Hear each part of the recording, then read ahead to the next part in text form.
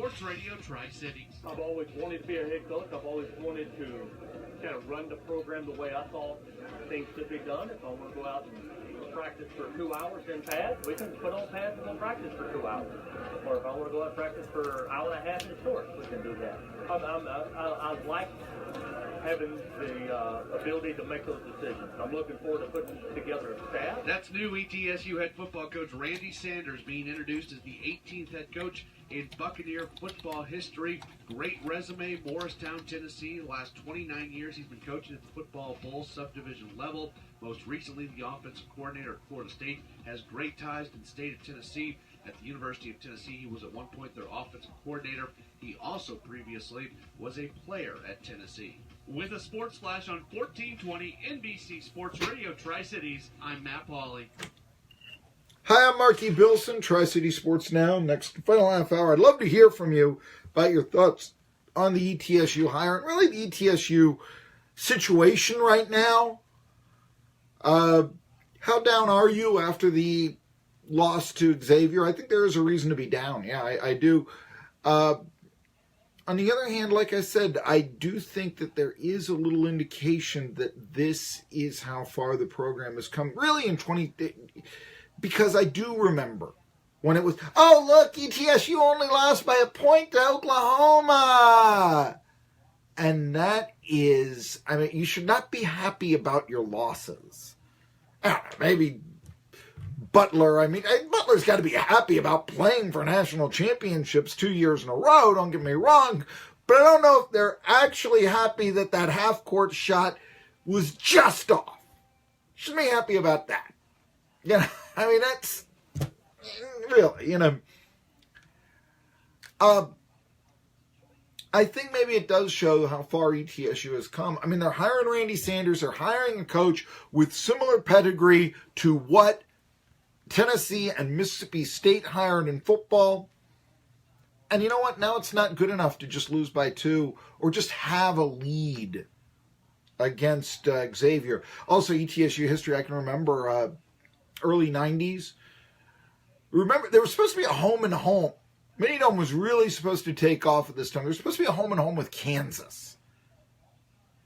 And Kansas bought out the game. They were supposed to come to Johnson City in or something like that, so it didn't happen.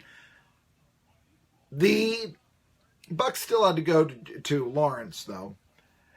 And I won't forget the game. They fell behind 22-0 to start. This was during the 4 straight NCAA tournament appearance era. And, I mean, this was threatening. It was 22-0. You were wondering if going to get a bucket in the entire game. This was going to destroy everything ETSU had accomplished and all this. Come back late in the second half. ETSU has a lead. Still lose the ball game. Thank you for calling. There was a feeling, I think, of there was a feeling at the time of look how good, you know, even how good ETSU, they came back from 22-0, they gave Kansas a game. There isn't that feeling anymore, and that's a positive sign. We may have a phone call here. Tri-City Sports Now, you're on the air. Tri-City Sports Now, you are not on the air. I was wondering how they called in with me having not given the number out in quite some time. Pro football, everybody talking about, was it a catch, wasn't it? Was it a first down, was it not? I do want to talk, though, so getting back to local, the Carolina Panthers.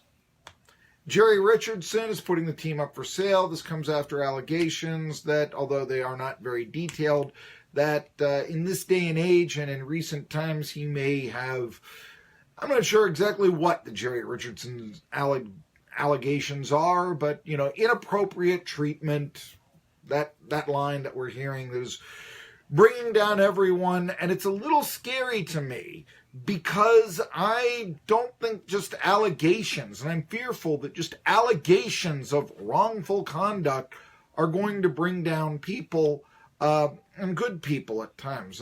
Now, I've heard some of these allegations. You know, what Harvey Weinstein is alleged to have done is sickening. What some of this, you know, putting your hands inappropriately on women or something. Ew, yeah, no, ew, you don't do that. I do think, and I don't care what your politics are, but the allegation somehow that Donald Trump asking for a phone number, no, I don't think that's sexual harassment. And I will come right out and say that. And I know, powerful man, maybe I'm expected to submit this way or something. You're allowed to ask for a phone number. Really. Anyway, with that, there's been some suitors for the Carolina Panthers. And yes, we will get to Steelers and Patriots later on. And we will get to Cowboys and Raiders and all this. Anyway, who has stepped up as a potential buyer for the Carolina Panthers? Why, P. Diddy.